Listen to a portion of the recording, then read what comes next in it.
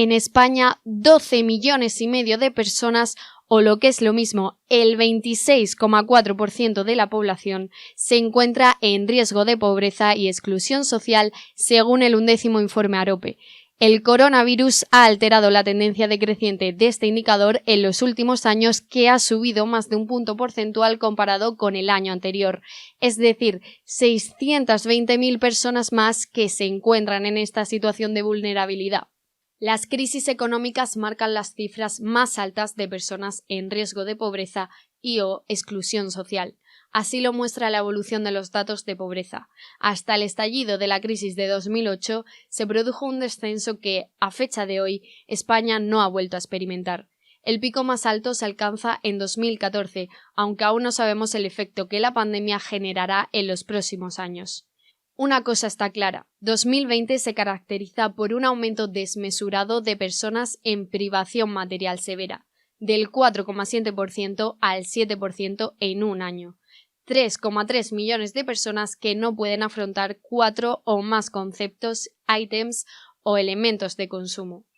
Ello choca con los objetivos de la Unión Europea, guiados por la Agenda 2030, donde la meta es que la pobreza afecte para 2030 a un máximo del 11,05% de la población española, a menos de 5,13 millones de personas. Las crisis agravan la pobreza, pero es un problema estructural. Según el informe AROPE, las políticas basadas exclusivamente en el empleo ayudan a poco más de la mitad de la población pobre. Fue la estrategia implementada en la crisis anterior y la mejora fue lenta y poco intensa. Lo que vemos es que el perfil es muy normalizado en el sentido de que se parece mucho al perfil de la sociedad española. Es decir, dentro de las personas pobres, si tú coges a las personas pobres y las analizas, ¿no? Entonces ves que dentro de ese grupo hay cada vez más, por ejemplo, titulados universitarios, por ejemplo, gente con trabajo. El 53% de las personas pobres, ¿vale?, o tienen empleo o están en paro. Supone que un 26% de las personas pobres sí tienen trabajo. ¿Cómo es esto posible? El popular dicho «estudia y tendrás trabajo» ya no es real. Eso ya no sucede desde hace unos cuantos años, ¿no? ¿Por qué? Porque han perdido capacidad. Pero no digo que los trabajos no valgan, sino que lo importante son las condiciones contractuales del trabajo, es decir, empleos inclusivos que sirvan para que las personas puedan llevar una vida digna, es decir, satisfacer sus necesidades más básicas, las mínimas. Además, la pobreza no afecta proporcionalmente a la población.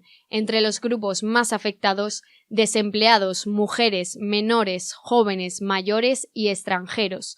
El último estudio expone que personas mayores de 65 años, jubiladas o personas solas son las más vulnerables.